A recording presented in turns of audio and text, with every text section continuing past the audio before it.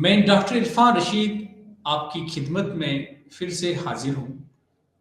جیسا کہ آپ جانتے ہیں، ہم BUDE 142 اسپیشل اسٹڈی آف میر امن دہلوی یعنی میر امن دہلوی خصوصی مطالعہ بلاک 2 اکائی 4 فورٹ ولیم کالج اور میر امن دہلوی کے حوالے سے آج گفتگو کریں گے۔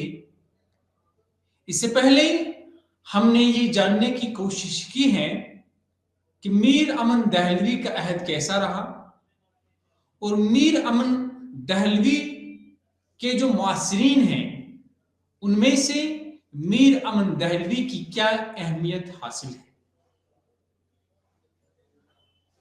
اگر ہم باریک بینی سے دیکھنے کی کوشش کریں گے تو میر امن دہلوی ایک ایسے ادیب گزرے ہیں جس نے اردو ادب پر دیرپا اثرات چھوڑے ہیں۔ حالانکہ ان کی صرف ایک ہی تخلیق ہمیں دیکھنے کو ملتی ہے، وہ ہے ان کی سب سے مشہور و معروف داستان باغ و بہار ہے، اور اسی داستان کی بدولت میر امن دہلوی اردو ادب میں ایک نمایاں حیثیت کی حامل ہے۔ جیسا کہ ہم پڑھ رہے ہیں کہ آپ کے نصاب میں بھی ایک پورا پیپر میر امن دہلوی کے اوپر دیا گیا ہے، تو اس سے یہ اندازہ ہوتا ہے کہ میر امن دہلوی کی اہمیت کیا ہے۔ تو اسی تناظر میں ہم آج فورٹ ولیم کالج اور میر امن دہلوی کے حوالے سے آپ سے گفتگو کریں گے۔ ہمیں امید ہے کہ آپ کو یہ گفتگو آسان سے آسان تر لگے گی، اور جو آپ کے سلیبس کے حوالے سے اس میں سوالات آئیں گے وہ آپ بآسانی کر پائیں گے۔ تو چلیے پہلے ہم دیکھنے کی کوشش کریں گے کہ یہ جو فورٹ ولیم کالج ہے اس کی کیا اہمیت ہے، اور یہ فورٹ ولیم کالج کیوں قائم کیا گیا، انگریزوں کے دماغ میں ایسا کیا تھا، اس کے پس منظر میں وہ کون سی خصوصیات ہیں جن کی وجہ سے فورٹ ولیم کالج کو قائم کرنا پڑا۔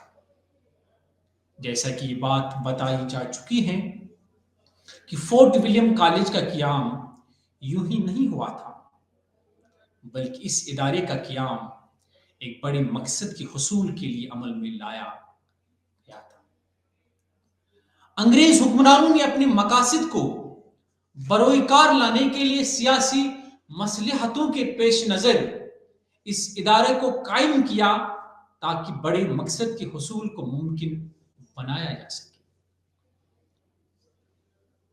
کیونکہ لارڈ ڈلہوزی جب گورنر بنا کر ہندوستان میں بھیجے گئے تب انہوں نے یہاں کی زمینی حقائق کا باریک بینی سے مطالعہ کیا، جائزہ لیا۔ اس کے بعد وہ اس نتیجے پر پہنچے کہ جو نئے ملازمین کمپنی کے مختلف شعبوں میں انگلستان سے آئے ہیں ان کی تربیت کا بہتر انتظام ہونا چاہیے۔ یہاں پہ اگر آپ اس پوائنٹ پہ فوکس کریں گے تو یہاں پہ بنیادی جو چیز تھی انگریزوں کے دماغ میں وہ تھا ہندوستان پہ حکومت کرنا، اور ہندوستان پہ وہ تبھی حکومت کر سکتے تھے جب یہاں کی لینگویج، یہاں کی زبان وہ سمجھ سکیں۔ تو اس وقت ہندوستان میں خاص طور سے جو شمالی ہندوستان تھا اس وقت عربی، فارسی، اردو اور ہندی کا غلبہ تھا، اور جو عام رعایا تھی، جو عام یہاں لوگ رہتے تھے وہ اردو زبان سے واقف تھے۔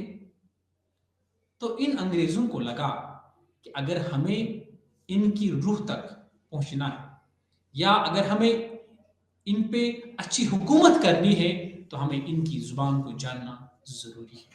اس لیے لارڈ ڈلہوزی نے کیا کیا، اس نے کہا کہ جو نووارد ہندوستان میں انگریز آئے اس سے پہلے ہم یہ ٹرین کریں کہ یہاں کی لینگویجز کیا ہے،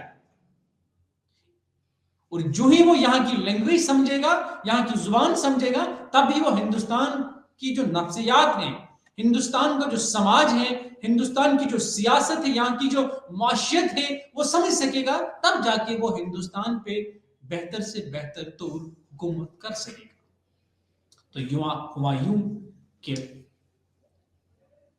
جو نئے ملازمین کمپنی کے مختلف شعبوں میں انگلستان سے آئے ہیں، ان کی تربیت کے لیے ایک کالج قائم کیا گیا، کیونکہ دور دراز ملک سے آ کر ہندوستان میں کام کرنے والے فرنگی ملازمین کو دشواریوں کا سامنا کرنا پڑتا تھا، لہٰذا ان کی تربیت کی جانی چاہیے۔ ان کو لگا بغیر تربیت کے وہ بہتر کام انجام نہیں دے سکتے، اس لیے باقاعدہ ان کی تربیت کا انتظام کیا گیا۔ اس تربیتی سلسلے میں لارڈ ویلزلی کے نزدیک ملازمین کی تربیت کے لیے 2 اہم پہلو تھے، یاد رکھنا۔ ان میں سے ایک یہ تھا کہ ملازمین کی علمی قابلیت میں خاطر خواہ اضافہ کیا جائے، دوسرے یہ کہ ان ملازمین کو ہندوستانیوں کے مزاج سے واقف کرایا جائے۔ گورنر جنرل لارڈ ویلزلی نے کالج کے قیام کو مفید تر بنانے کے لیے ضروری سمجھا کہ اگر انگریزوں کو یہاں حکومت کرنی ہے تو ضروری ہے کہ کمپنی کے ملازمین کو مقامی زبانیں سکھانے کا انتظام کیا جائے اور یہاں کے ماحول سے آگہی کے لیے تعلیم و تربیت کا باقاعدگی سے بہتر اور مناسب بندوبست کیا جائے۔ واضح رہے کہ یہ وہ تجاویز تھیں جو گورنر لارڈ ویلزلی نے انگریزوں کے اعلیٰ حکام کو دیے تھے، جس کی بنا پر کالج کے قیام کے لیے حکام آمادہ ہوئے اور جان گلکرسٹ کو، جو کہ ہندوستانی زبان پر دسترست رکھتے تھے، کمپنی کے ملازمین کو روزانہ درس و تدریس کے لیے تیار کیا تھا۔ یعنی یہاں پہ آپ کو یہ بات ذہن نشین کرنی ہوگی کہ یہ جو مقصد تھا انگریزوں کا کہ ہندوستان پہ حکومت کرنی ہے، یہاں کے لوگوں کے مزاج تک پہنچنا ہے، یہاں کے لوگوں کی نفسیات تک پہنچنا ہے، تو اس سلسلے میں انہوں نے کیا کیا؟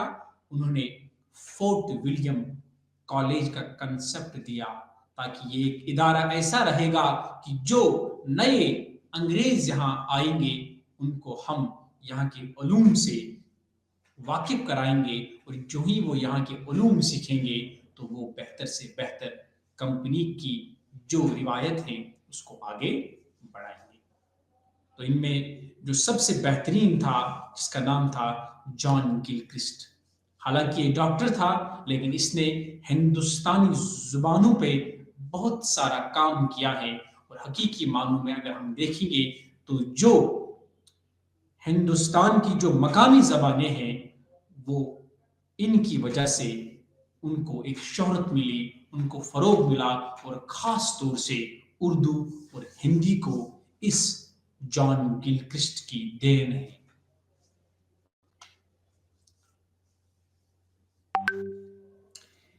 ان کی کوششوں کے نتائج زیادہ متاثر کن اور سرت پذیر ہوں تو اس کے لیے انہوں نے یہ حکم جاری کیا کہ آئندہ کسی بھی سال انگریز ملازم کو اس وقت تک بنگال، اڑیسہ اور بنارس میں کسی اہم عہدوں پر فائز نہیں کیا جائے گا جب تک وہ تمام ہی قوانین و ضوابط کا پاس نہ رکھے۔ یعنی جو لارڈ ویلزلی تھا اس نے یہ آرڈر نکالا کہ یہ جو ہم انگریز حاکموں کو یہاں بلاتے ہیں، خاص طور سے بنگال میں یا اڑیسہ میں یا بنارس میں بلاتے ہیں، تو تب تک ہم انہیں ایک سپیریئر جگہ، یعنی ایک ہائرارکی، ایک پوسٹ نہیں دیں گے جب تک نہ وہ یہاں کی مقامی زبانوں سے واقف نہ ہو، اور وہ مقامی زبانوں کا امتحان پاس نہ کر لیں۔ یعنی اس کے لیے ان کو یہ مینڈیٹری تھا، یہ ضروری تھا کہ وہ یہاں کی جو مقامی زبانیں ہیں ان میں وہ ایگزام پاس کر لیں تاکہ وہ کوالیفائی کریں کہ ہم اس پوسٹ کے لائق ہیں۔ फोर्ट विलियम कॉलेज की मकासद वाजिया हो गए हैं, इससे कि जो हमने ये जो आपके सामने जो बहस छेड़ी है, तो इस तरह से हम देख सकते हैं कि इसका जो वाजिया मकसद था कि अंग्रेजों को यहाँ की मकामी जुबानों से वाकिफ कराना था। बावजूद इसके कि ये सवाल पैदा होता है कि वेलेस्ली मुलाजमीन को उर्दू सिखाने पर इस कदर इसरार क्यों करते थे। दरअसल उर्दू जुबान उस वक्त हिंदुस्तान गिर हैसियत रखती थी, इसका शदीद एहसास जॉन गिलक्रिस्ट और वेलेस्ली दोनों को मिला था। ये बात मैंने आपसे पहले ही बताई कि उर्दू जुबान उस वक्त हिंदुस्तान के रगोपे में समाई थी। हिंदुस्तान के मुख्तलिफ इलाकों में उर्दू जुबान एक अच्छी खासी हैसियत रखती थी, यानी लोग बोलते थे जुबानी, मतलब उर्दू जुबान बोलते थे।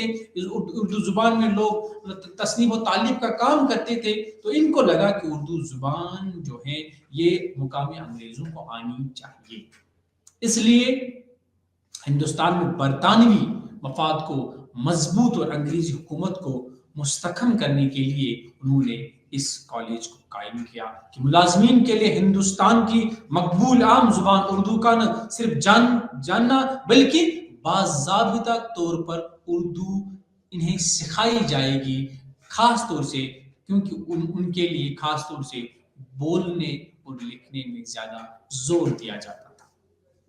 अगर हम बाबाई उर्दू मौलवी अब्दुल हक की बात करेंगे तो बाबाई उर्दू मौलवी अब्दुल हक ने खुतबात अब्दुल हक में कॉलेज के मकासद पर अपने खुतबे में तफसील से रोशनी डाली। इनके ख्याल में इंग्लिस्तान से हिंदुस्तान आने वाले अंग्रेज जो कंपनी की मुलाजमत चाहते थे अमूमन नाअहल और नाकारा हो जाते थे, इसलिए इनकी मजहबी और अखलाकी तरबियत का कोई इंतजाम नहीं था। दूसरी बात यह थी कि मुलाजमीन कंपनी को मुख्तलिफ सना मजाहिब और अतवार और आदात के लाखों आदमियों के अदालती मामला को फैसल करने, अजला को माल गुजारी का इंतजाम करना और इनके झगड़े चुकाने पड़ते थे। अदालतों में वकालत और तमाम जरूरी कार्रवाई देसी जुबान के जरिए से होती थी। कानून अंग्रेजी नहीं बल्कि यहाँ का कदीम कानून राइज था, इसलिए मजिस्ट्रेटों के फराइज बहुत पेचीदा और अहम हो गए थे। मामूली फराइज के अलावा जजों और मजिस्ट्रेटों को वक्तन फवक्तन गवर्नर इजलास काउंसिल के सामने मौजूद कवानीन के मुतालिक मालूमात वगैरह पेश करनी होती थी, जिसके लिए इन्हें अहले मुल्क की ख्वाहिशात और जरूरियात का जानना जरूरी था।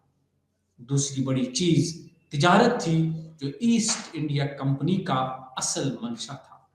तिजारत के फरोग के लिए जरूरी था कि ताजिर मुल्क की जुबान और हालात से वाकिफ हो। जो लास्ट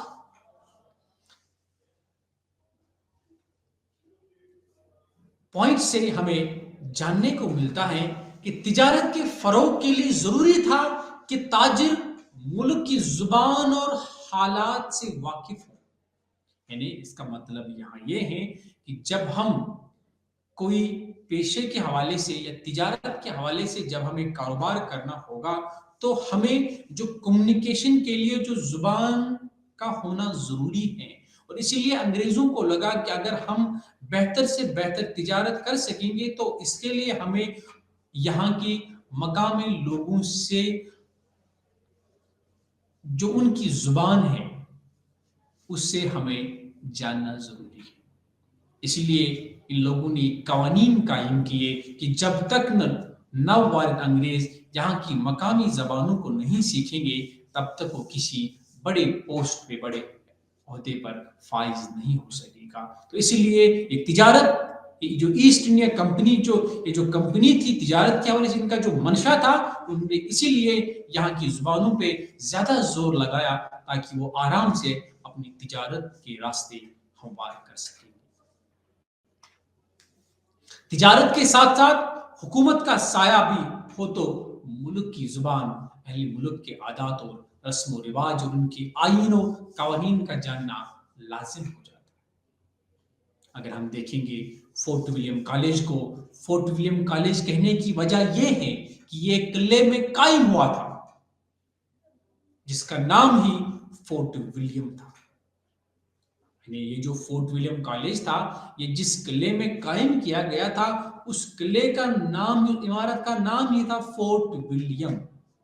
इसके क़याम के बाद लॉर्ड वेलेस्ली ने खूब दिलचस्पी ली और बहुत से शोबे कायम किए और कोशिश ये की कि लायक और काबिल असातिज़ा की बहाली हो, और प्रिंसिपल की हैसियत से सबसे पहले डेविड ब्राउन मुकर्रर हुए और हिंदुस्तानी जुबान के सदर शोबा की हैसियत से डॉक्टर जॉन गिलक्रिस्ट मुंतखब हुए।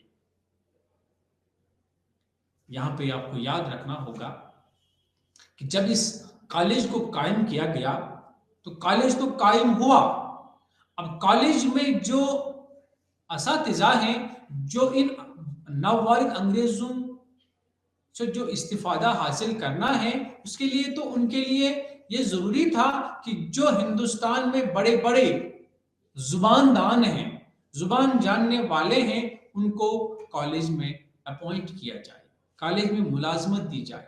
तो इन लोगों ने क्या किया, जो हिंदुस्तान के अतराफ अनकाफ में जो बड़े बड़े दिग्गज प्रोफेसर्स थे, जो बड़े बड़े अदीब थे, जो बड़े बड़े शायर थे, उनको फोर्ट विलियम कॉलेज में जगह मिली। तो इस तरह से फोर्ट विलियम कॉलेज का जो पहला प्रिंसिपल है, याद रखना, उसका नाम है डेविड ब्राउन। और जो हिंदुस्तानी जो शोबा था, जुबानों का जो शोबा था, यानी जो ये एक डिपार्टमेंट कायम किया गया, उसका जो सदर था, उसका जो एचओडी था, जिसका नाम था डॉक्टर जॉन गिलक्रिस्ट। ये बात जहन नशीन रहे कि हिंदुस्तानी जुबान से उस वक्त उर्दू जुबान मुराद ली जाती थी, यानी जो उस वक्त, क्योंकि उर्दू जुबान एक ऐसी जुबान है जिसको वक्तन फवक्तन मुख्तलिफ नामों से याद किया गया। किसी ने दहलवी कहा, किसी ने हिंदवी कहा, किसी ने रेख्ता कहा, किसी ने उर्दू मल्ला कहा, किसी ने दक्कनी कहा, किसी ने गुजराती कहा है। तो जो उस वक्त जो हिंदुस्तानी जुबान हम मुराद लेते हैं, तो उस वक्त हिंदुस्तानी जुबान और उर्दू मुराद ली जाती है। जॉन गिलक्रिस्ट एक ज़हीन और काबिल इंसान होने के साथ मेहनती भी बहुत थे।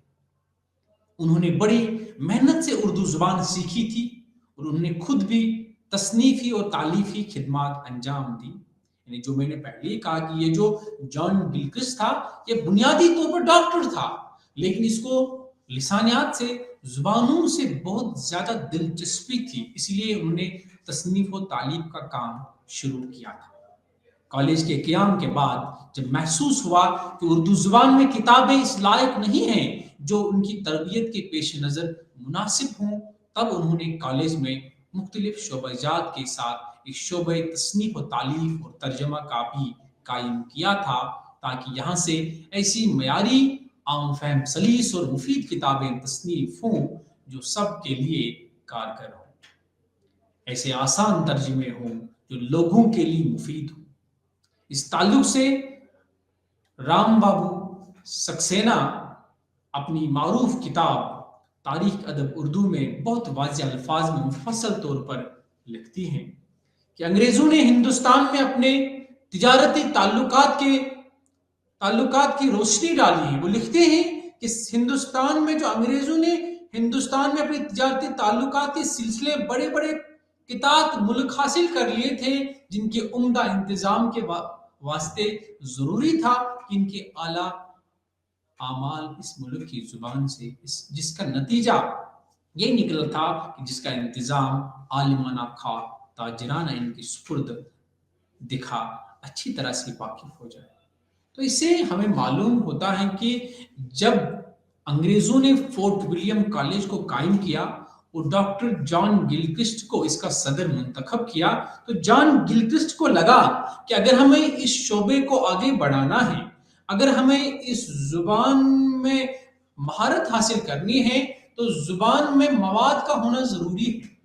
तो उस वक्त इसको लगा कि उर्दू जुबान में उतना ज्यादा मटेरियल नहीं है, उतना ज्यादा मवाद नहीं है। तो उसने क्या किया, उसने यहाँ के जो उस वक्त बड़े बड़े आलिम थे, बड़े बड़े फाजिल थे, अदीब थे, उनको बुलाया और एक शोबा कायम किया, तसनीफ और तालीफ और तर्जमे का शोबा, ट्रांसलेशन का शोबा कायम किया।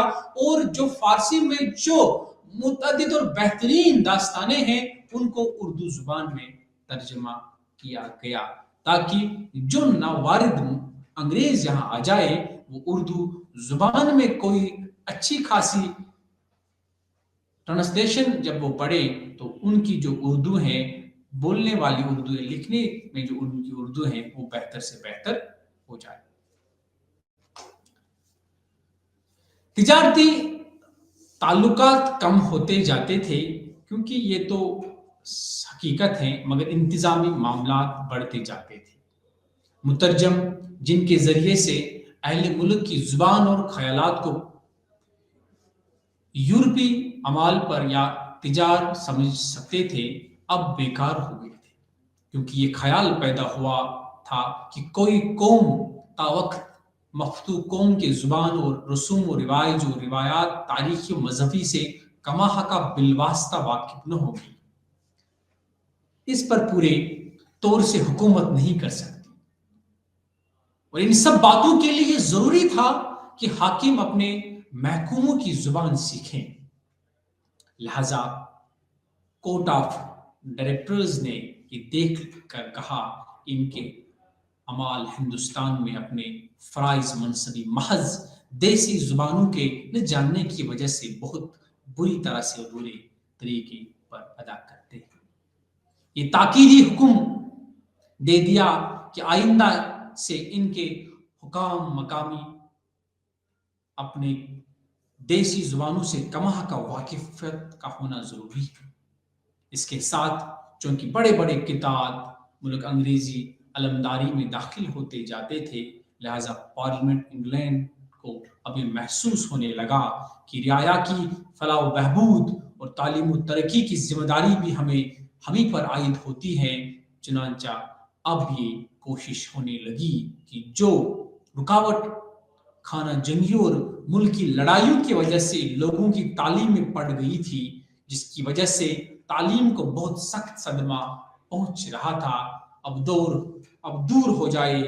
इसी असूल पर तालीम अंग्रेजी की इशाअत शुरू हुई, जिससे ख्यालात और जुबान दोनों में इनकलाब अजीम पैदा होना जरूरी है, जिसका असर कहीं नज़म पर पड़ा और कहीं नसर पर। मुख्तसरन ये कि तालीम अंग्रेजी ने हिंदुस्तान के वास्ते ही जो अब से 500 बरस पेशतर निशात सानिया ने यूरोप के वास्ते किया था। एक कायदा है कि हर तगय्युर और इनकलाब के साथ अच्छाइयों के साथ साथ बुराइयां भी जरूर आ जाती हैं, मगर इस सूरत में अच्छाइयों का पल्ला भारी रहा, यानी इस तालीमी तगय्युर से देसी जुबानों को बहुत फायदा पहुंचा। यानी अगर हम फोर्ट विलियम कॉलेज की बात करेंगे तो जाहिर सी बात है कि अंग्रेज जो थे इनके जहन में यह था कि हमें हिंदुस्तान पर हुकूमत करनी है, लेकिन इसके साथ साथ ये हुआ कि यहाँ की मकामी जबानों को भी फायदा पहुंचा। खास तौर पर उर्दू जुबान को बहुत ज्यादा तरक्की हासिल हुई और जो सदियां नहीं कर सकी वो सिर्फ और सिर्फ कुछ ही मुद्दत में फोर्ट विलियम कॉलेज में ऐसा हुआ है। और फोर्ट विलियम कॉलेज में ऐसी मुतअद्दिद दास्तानें तर्जुमा हुई जिनकी वजह से जुबान में जो फसाहत है, जुबान में जो बलागत है वो पैदा हुई, और ऐसे अल्फाज नमूदार हुए, ऐसे तर्जुमे दर आए जिनकी वजह से आज हम उर्दू जुबान पर फख्र करते हैं। यानी अंग्रेज जो थे, हालांकि इनके जहन में ये नहीं था कि हम उर्दू जुबान के लिए कुछ काम करें, लेकिन नादानिस्ता तौर पर उर्दू जुबान को काफी फरोग मिला। तो इस तरह से हम ये कह सकते हैं कि ये जो फोर्ट विलियम कॉलेज है, फोर्ट विलियम कॉलेज की वजह से उर्दू अदब को एक बहुत बड़े पैमाने पर बहुत सारे तर्जुमे नसीब हुए हैं। अगर हम फोर्ट विलियम कॉलेज में मीर अमन दहलवी की बात करेंगे तो मीर अमन दहलवी का जो कंट्रीब्यूशन है, मीर अमन दहलवी ने जो उर्दू अदब के लिए जो सरमाया छोड़ा है, असल में उनकी जो दास्तान है जिसका नाम है बागो बहार। ये बागो बहार मीर अमन की अपनी तबज़ा दास्तान नहीं है, अपनी लिखी हुई दास्तान नहीं है, बल्कि ये एक तर्जमा है, एक ट्रांसलेशन है जो उन्होंने फारसी जुबान से उर्दू में तर्जमा किया है।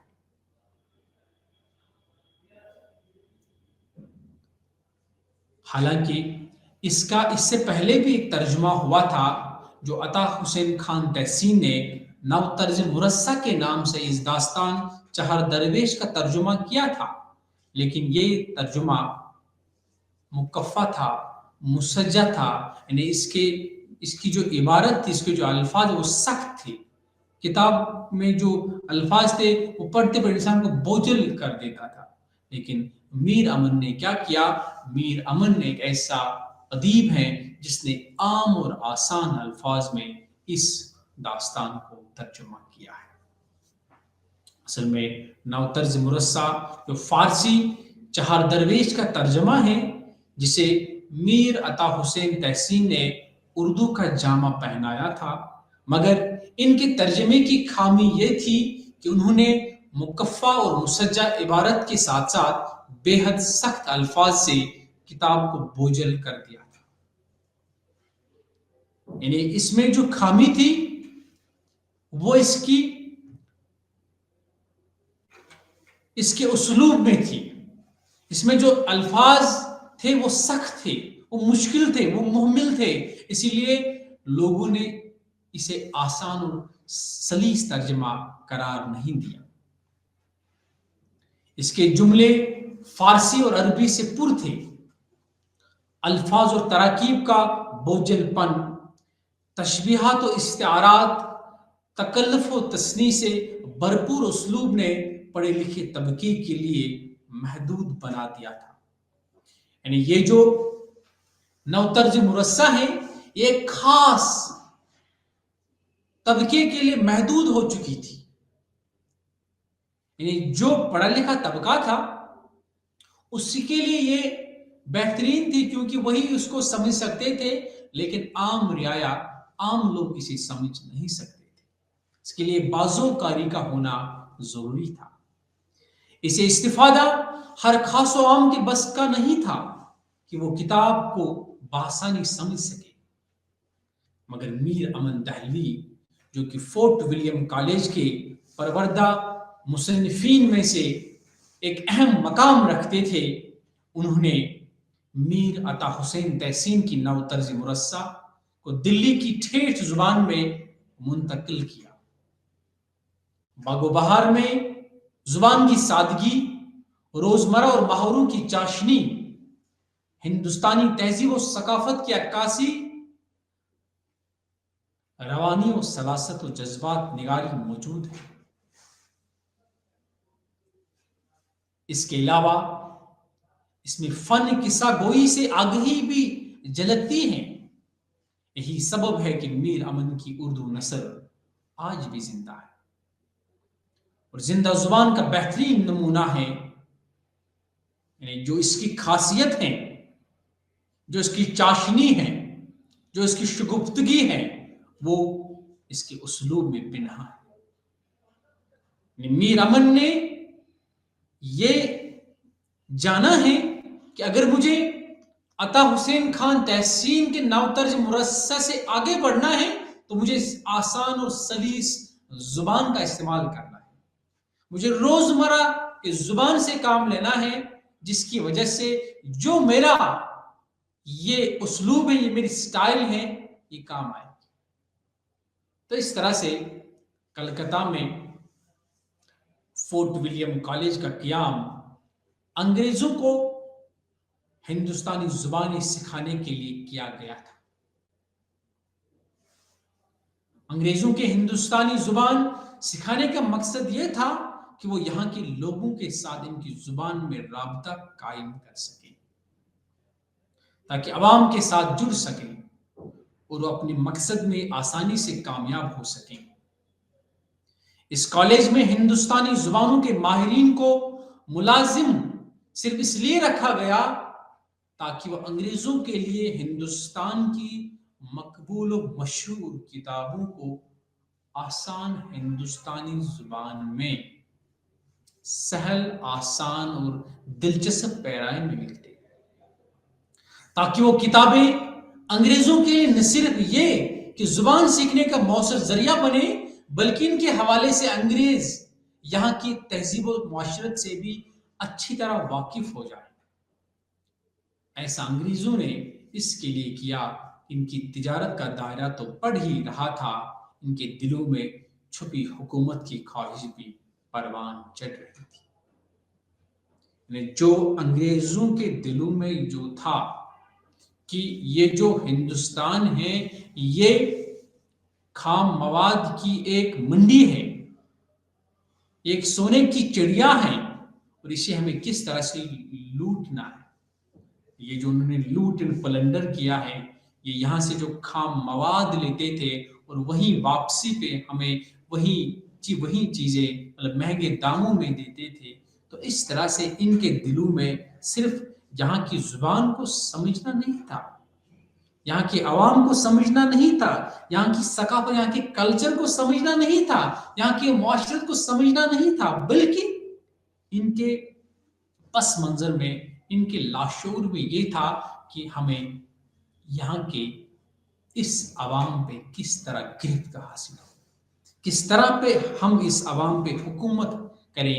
تو اس طرح سے انہوں نے کیا کیا، انہوں نے یہاں کی مقامی زبانیں سیکھی اور یہاں انہوں نے ہماری دکھتی ہوئی رگوں پہ ہاتھ رکھا، اور اس طرح سے انہوں نے ہماری اس قوم پہ حکومت کی۔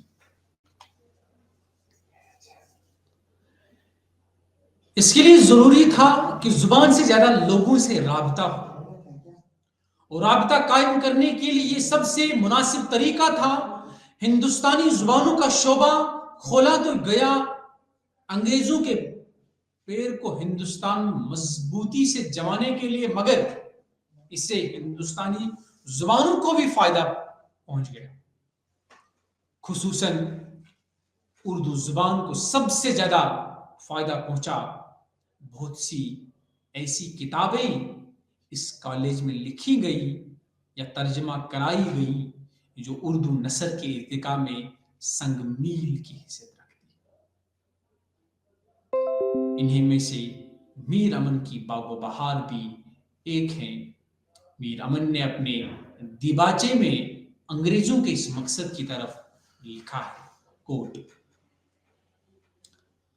صاحبان ذیشان کو شوق ہوا کہ اردو زبان سے واقف ہو کر ہندوستانیوں سے گفت و شنید کریں اور ملکی کام کو بآگہی تمام انجام دیں۔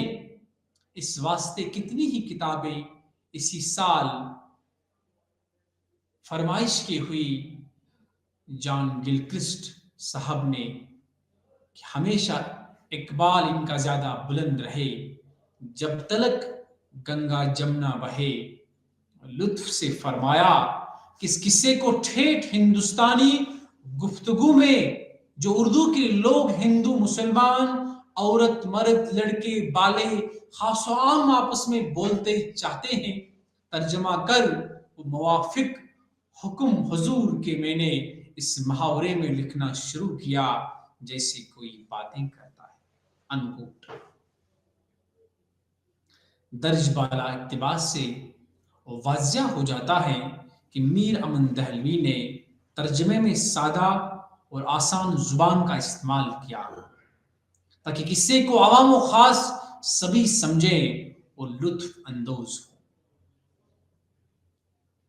یعنی اس سے ہمیں پتہ چلتا ہے کہ میر امن دہلوی سے پہلے اردو زبان میں ایسا اثاثہ موجود نہیں تھا جو نابلد تھا، ناموجود تھا۔ تو اسی لیے انگریزوں کو لگا کہ اگر ہمیں اردو زبان کو پروموٹ کرنا ہے، اگر ہمیں اردو زبان سکھانی ہے، تو اس کے لیے ہمیں خام مواد کا ہونا ضروری ہے۔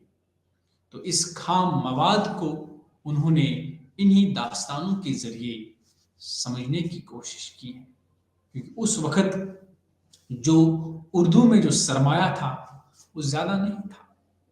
اردو میں اس وقت دکنی کے اثرات موجود تھے، فارسی کے اثرات موجود تھے۔ اس وقت دکنی اردو زوروں پہ تھی، تو اس کے بعد شمالی ہندوستان میں جو فورٹ ولیم کالج نے جو اردو زبان کے پروموشن کے لیے فروغ کے لیے جو کام کیا ہے، کسی ادارے کو حاصل نہیں ہو سکا۔ باغ و بہار کا اثر اگر ہم دیکھیں گے آج بھی کم نہیں ہوا ہے۔ حالانکہ میر امن کو قصے کہے ہوئے 200 سال سے زائد ہو چکے ہیں، لیکن اس کا اثر آج بھی برقرار ہے۔ فورٹ ولیم کالج کی 54 سالہ زندگی میں انہیں اہل قلم نے کم و بیش 60 کتابیں تیار کی۔ شہرت دوام ان میں سے صرف میر امن دہلوی کی باغ و بہار کو حاصل ہے، کیونکہ جدید اردو نثر کی بنیاد اسی کے اسلوب پر رکھی گئی۔ غالب نے جب اردو مکتوب نگاری کی طرف توجہ کی تو باغ و بہار کا اسلوب ان کی پیش نظر تھا۔ شاید یہ اس کتاب کے گہرے مطالعے کا ہی اثر تھا کہ سادگی میں بھی جو جادو ہے اس کے وہ بھی پوری طرح قائل تھے۔ سر سید احمد خان نے جب اردو میں علمی زبان کو رواج دیا تو خطوط غالب کی روایت بھی ان کے سامنے تھی۔ سچ تو یہ ہے کہ میر امن دہلوی کی باغ و بہار نہ ہوتی تو شاید غالب کے اردو خطوط بھی نہ ہوتے اور نہ ہی سر سید کی علمی نسب جنم لیتی۔ اس طرح ہم اردو نثر کے اس پہلے بڑے نمونے سے محروم رہتے۔ اس لیے کہا جاتا ہے کہ باغ و بہار دہلوی نثر کا سب سے کامیاب پہلا نمونہ ہے جسے سنگ میل کی حیثیت حاصل ہے۔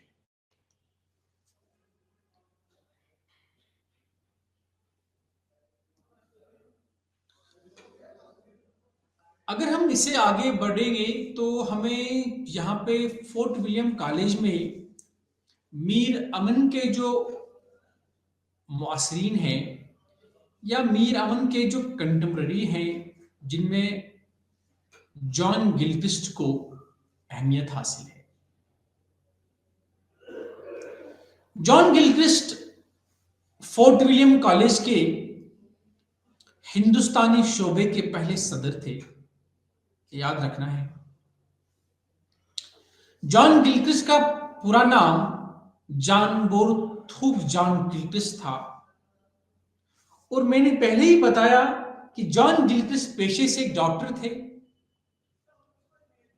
اور جو ہمارے پاس شواہد ہیں ان کی بنا پر ان کی تاریخ پیدائش 19 جون 1759 عیسوی ہے۔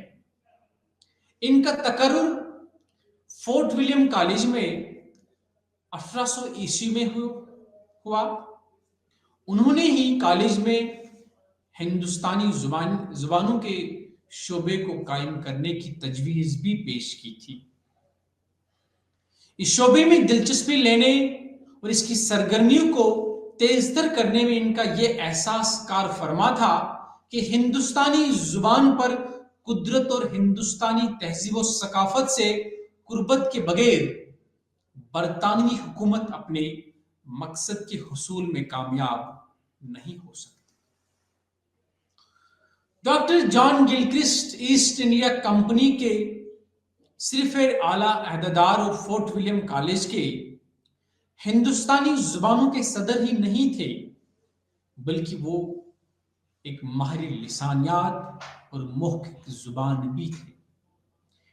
فورٹ ولیم کالج میں جان گلکرسٹ کو ایک اہمیت حاصل تھی، کیونکہ وہ ایک माहिर लिसानियात थे, एक लिंग्विस्ट थे, एक मौखिक, एक रिसर्चर थे जो जुबानों का मुताला करते थे।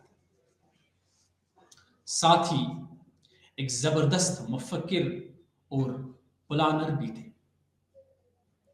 उन्होंने उर्दू के फरोग में एक नाकाबिल फरामोश किरदार निभाया है।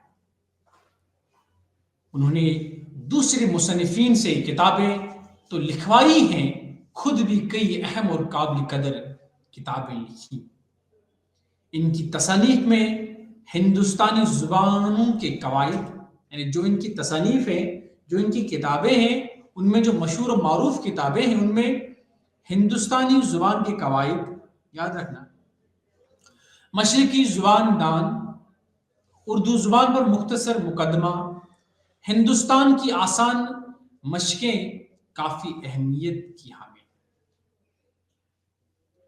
इन किताबों के अलावा उन्होंने अंग्रेजी हिंदुस्तानी लुगत भी 2 जिल्दों में तैयार की। यानी फोर्ट विलियम कॉलेज के हवाले से जो कंट्रीब्यूशन जॉन गिलक्रिस्ट का है, वो किसी भी सूरत में फरामोश नहीं किया जा सकता, क्योंकि अगर शोबे उर्दू कायम हुआ तो वो सिर्फ और सिर्फ जॉन गिलक्रिस्ट की बदौलत हुआ। मीर अमन के बाद दूसरे मशहूर मुसन्निफ का नाम हैदर बख्श हैदरी है। सईद हैदर बख्श हैदरी 12वीं सदी हिजरी के 9वें अशरे में दिल्ली में पैदा हुए। वहां से अपने वालिद के साथ बनारस पहुंचे और वहीं बस गए। फिर तलाश मुआश में कलकत्ता गए और फोर्ट विलियम कॉलेज में अपनी काबिलियत की बिना पर हिंदुस्तानी जुबानों के शोबे में मुंशी के अहदे पर रख लिए गए। कई सालों तक मुसलसल काम करने के बाद 1814 यानी 1814 में बनारस लौट आए। इनकी किताबों में आराइश महफिल और तोता कहानी मशहूर है। इनके बाद खलील खां अश्क भी फोर्ट विलियम कॉलेज के एक बेहतरीन मुसन्निफ की हैसियत रखते हैं। इनका पूरा नाम खलील अली खान अश्क तखल्लुस था। इनका असल वतन तो दिल्ली था और इनकी परवरिश फैसलाबाद में हुई। 1801 में वो कलकत्ता आए और काजिम अली की वसादत से गिलक्रिस्ट तक रसाई हासिल हुई। गिलक्रिस्ट ने इनकी सलाहियत को पहचाना और इनसे दास्तान अमीर हमजा के तर्जमे की फरमाइश की। जब हम आगे चलते हैं, इनके मासरीन में निहाल चंद लाहौरी भी इस अहद के एक अहम मुसन्निफ थे। इनकी पैदाइश और वफात के मुतल्लिक कुछ वसूख से नहीं कहा जा सकता। वो बाकायदा फोर्ट विलियम कॉलेज के मुलाजिम भी नहीं थे, मगर जॉन गिलक्रिस्ट ने इनसे हिंदुस्तानी जुबानों के शोबे के लिए मजहब इश्क के नाम से मशहूर दास्तान ताजुल मलूक और गुल बकावली का तर्जमा कराया। गुल बकावली असल में शेख इज्जतुल्लाह बंगाली की तसनीफ थी जो फारसी में लिखी गई थी। यही नसरी किस्सा बाद में पंडित दिया शंकर नसीम के हाथों मसनवी गुलजार नसीम की शक्ल में पेश हुई। मजहब इश्क का शुमार अपने अहद की मशहूर तसानीफ में हुआ था। किस्से की रूह में हिंदुस्तान के दास्तानवी अहद की छाप है। ये किस्सा अपने जमाने के मुताबिक दास्तानी खसाइस और अनासिर से ममलू है। जो दास्तान के तकनीकी अनासिर खास ख्याल रखने के लिए काफी है।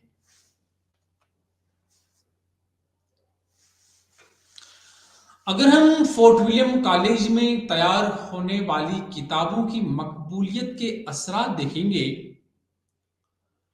वैसे तो फोर्ट विलियम कॉलेज नववारिद अंग्रेजों की तालीम और तरबियत के लिए मखसूस था, मगर यहाँ पर तैयार की जाने वाली किताबों की शोहरत कॉलेज के बाहर भी पहुंच रही थी। किताबों की नशर अवाम को मुतासिर कर रही थी। चुनांचा कॉलेज के बाहर के अदीबों में भी फोर्ट विलियम कॉलेज के उस्लूब का चर्चा था, और वो भी इसके ज़ेर असर अपनी किताबों में आम फहम जुबान इस्तेमाल कर रहे थे और इजहार का सादा वसीला इख्तियार करने में मसरूफ थे। इनका एक मकसद तो ये था कि इनकी किताबें भी अवाम में मकबूल हों, और दूसरा मकसद गालिबन ये था कि वो भी अंग्रेज़ों की फयाजी से मुस्तफ़ीद होना चाहते थे। इस रुझान का सबसे बड़ा सबूत यह है कि बीनी नारायण जहान की किताबें न सिर्फ ये कि फोर्ट विलियम कॉलेज में कदर की निगाह से देखी गई, बल्कि इनकी खूब पजीराई भी हो गई। साथ ही अवाम में भी खासी मकबूल हुई। बाहर के अदीबों का मकसद खा कुछ भी रहा हो, मगर ये बात तो हुई कि मीर अमन दहलवी के इस अहद ने उर्दू जुबान के फरोग में नुमायां किरदार अदा किया और उर्दू नस्ल को एक नया अंदाज अता किया। तो अगर हम ये जाने फोर्ट विलियम कॉलेज ने उर्दू अदब को क्या दिया है, या फोर्ट विलियम कॉलेज और मीर अमन दहलवी की क्या रिलेशन है, तो हम इस बात पर पहुंच जाते हैं कि अगर फोर्ट विलियम कॉलेज नहीं होता तो शायद ही मीर अमन दहलवी की इतनी बड़ी पजीराई हासिल होती। ये जो प्लेटफॉर्म फोर्ट विलियम कॉलेज ने मीर अमन दहलवी को दिया है, शायद ही मीर अमन दहलवी इतने बड़े अदीब बन जाते अगर फोर्ट विलियम कॉलेज नहीं होता। यानी फोर्ट विलियम कॉलेज का जो बुनियादी मकसद था वो अंग्रेजों को सिर्फ जुबान की हद तक था, लेकिन अगर हम इससे आगे बढ़ेंगे तो वाकई में फोर्ट विलियम कॉलेज ने उर्दू अदब पे एक बेहतरीन छाप डाली। यानी एक अगर हम फोर्ट विलियम कॉलेज और उर्दू जुबान के उस रिलेशन को उर्दू से निकाल देंगे तो हम एक अहद से रह जाएंगे। हालांकि अंग्रेजों को उर्दू जुबान से कोई खास दिलचस्पी नहीं थी, लेकिन बिलवास्ता तौर पर उर्दू जुबान को काफी वुसअत अता हुई। खासतौर पर जो जॉन गिलक्रिस्ट था, जो अदब नवाज था, जो जुबानदान था, जो लिसानियात का परवरदा था, उसकी वजह से उर्दू जुबान को जो तरवीज और तरक्की हासिल हुई किसी अंग्रेज के यहाँ नहीं हमें देखने को मिली। हालांकि लॉर्ड वेलेस्ली ने सिर्फ उस हद तक कॉलेज को कायम करने के लिए कहा था कि हमें सिर्फ जुबान की हद तक जाना है, लेकिन जब उन्होंने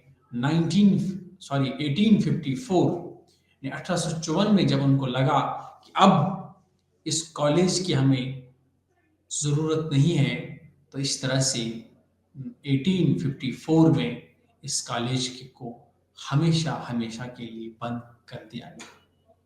और ये लॉर्ड वेलेस्ली کو چھوڑ کے جب ہم جان گلکرسٹ کی بات کرتے ہیں تو جان گلکرسٹ پھر جب انگلینڈ چلے جاتے ہیں تو انگلینڈ میں کچھ مدت کے بعد ان کا انتقال ہو جاتا ہے۔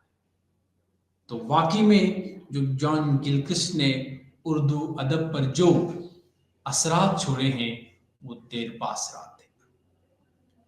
اور اگر ہم میر امن دہلوی کی داستان فورٹ ولیم کالج کی خوبیوں کی بات کریں گے تو سب سے بنیادی جو خوبی ہے اس داستان کی وہ ہے سادہ اور آسان زبان۔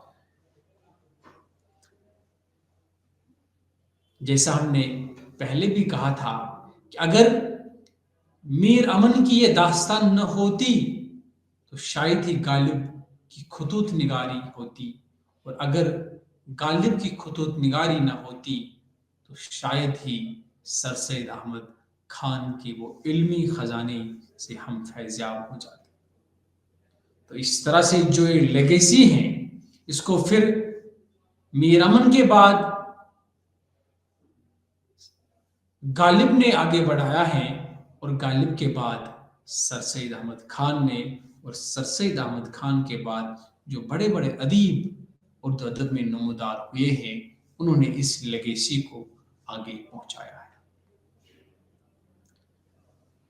اور جو بنیادی خصوصیتوں میں سے ایک خصوصیت اس داستان کی یہ ہے کہ اس میں جو محاورات ہیں، تشبیہات ہیں، استعارات ہیں وہ بہتر سے بہتر اور احسن طریقے سے پیش کیے گئے ہیں۔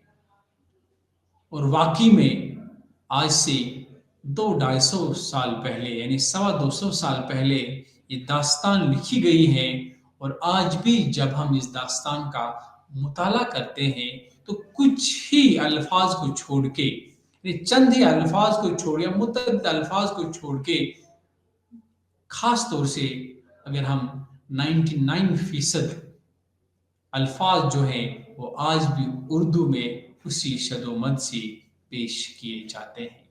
1% شاید ایسا ہوگا جو اردو الفاظ متروک ہو چکے ہیں، وہ اردو زبان میں استعمال نہیں ہوتے ہیں اب، لیکن آج بھی اس داستان کی جو زبان کی جو اہمیت ہے، زبان کی جو افادیت ہے وہ مسلم ہے، وہ برقرار ہے۔ آج بھی ہم اس کی اہمیت کو رائگاں نہیں کر سکتے ہیں، کیونکہ یہ جو فورٹ ولیم کالج کی جو دین ہے باغ و بہار، اس کو ہم کبھی بھی نظر انداز نہیں کر سکتے۔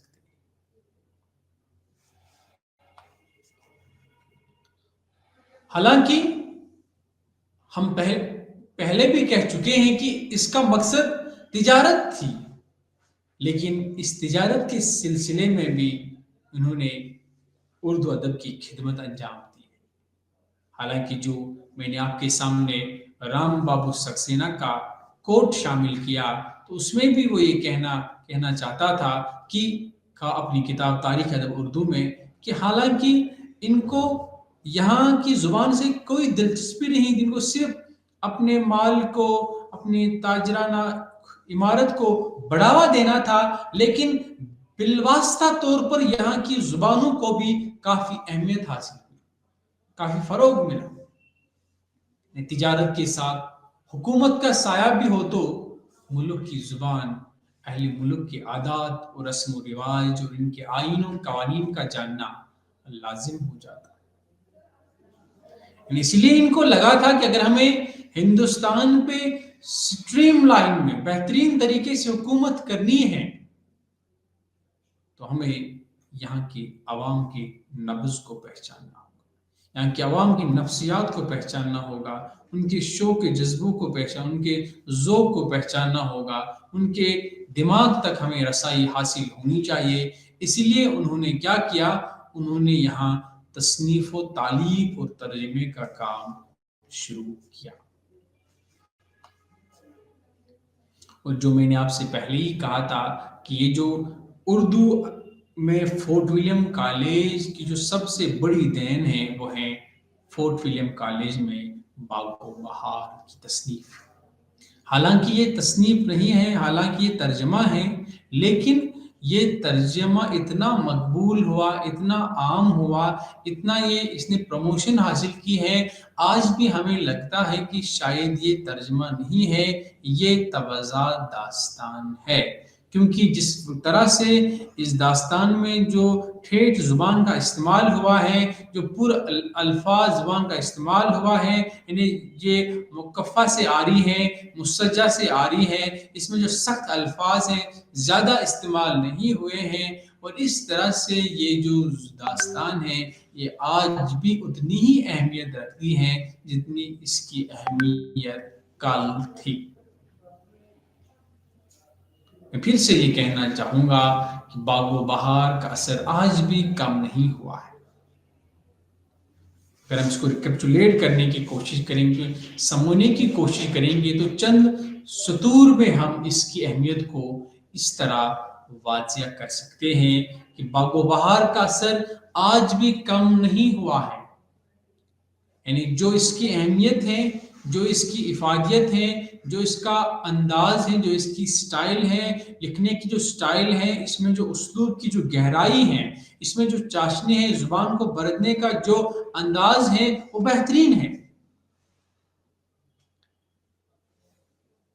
हालांकि जो मैंने कहा है कि हालांकि इस किस्से को 200 साल से जायद हो चुके हैं, लेकिन इसका असर आज भी बरकरार है। वो इस तरह से है कि इसका असर क्यों बरकरार है? इसका असर इसलिए बरकरार है क्योंकि इसमें जो जुबान का इस्तेमाल हुआ है वो आज भी नहीं मालूम होती है। अगर आपने ये सुना होगा कि एक होता है आला अदब, एक होता है ही सरसरी या मयारी अदब हम कहेंगे। अगर हम सरसरी अदब की बात करेंगे, उसके जो देर पा असरात हैं वो कम हो जाते हैं, यानी जितना वक्त गुजरता जाता है उसके असरात कम होते जाते हैं। लेकिन जो आला अदब है, जो मयारी अदब है, उसके असरात दिन ब दिन बढ़ते जा रहे हैं। अगर हम शायरी में मीर और गालिब की बात करेंगे, फैज़ और इकबाल की बात करेंगे, तो इनकी जो अहमियत है, इनकी जो इफादियत है, वो दिन ब दिन बढ़ती जा रही है। उसको हम आला शायरी कह सकते हैं। और अगर हम आला अदब की बात करेंगे तो फोर्ट विलियम कॉलेज की इस दास्तान बागो बहार को हम आला अदब में गिनवा सकते हैं, क्योंकि इसकी जो अहमियत है, इसकी जो रूह है, वो आज भी जिंदा है। क्योंकि इसमें जब हम बारीक बीनी से मुताला करते हैं तो इसमें उस वक्त के रस्म व रिवाज, उस वक्त के जो हालात व अतवार हैं, उस वक्त की जो सियासत है, उस वक्त की जो मुआशरत है, उस वक्त का जो समाज है, वो आज भी जलवगर नजर आता है। तो इसकी जो अहमियत है, इफादत है, वो कम नहीं होती है, वो दिन ब दिन बढ़ती जा रही है। इसलिए ये आला अदब है, ये मयारी अदब है, इस अदब को हम फरामोश नहीं कर सकते। और वाकई में मैं सजेस्ट कर रहा हूं कि अगर आपको जुबान सीखनी है, अगर आपको जुबान में महारत हासिल करनी है, तो आपको मीर अमन दहलवी की इस बागो बहार का बारीक बीनी से मुताला करना चाहिए। क्योंकि ये एक ऐसी दास्तान है जिसमें जुबान की जो चाशनी है, जुबान की जो मिठास है, वो इसमें जलवगर है। और असल जो उर्दू जुबान का जो रूह है, वो इस जुबान में, खासतौर से इस दास्तान में छुपा हुआ है। तो इसीलिए मेरी रिकमेंडेशन आपसे ये हैं कि आप इस दास्तान का बारीक बीनी से मुताला करें। तो इस तरह से ये जो आज का हमारा लेक्चर था, जो BUD 142 special study of Mir Aman Dehlvi, यानी मीर अमन दहलवी का खुसूसी मुताला ब्लॉक 2 इकाई 4 फोर्ट विलियम कॉलेज और मीर अमन दहलवी मुकम्मल हो गया है।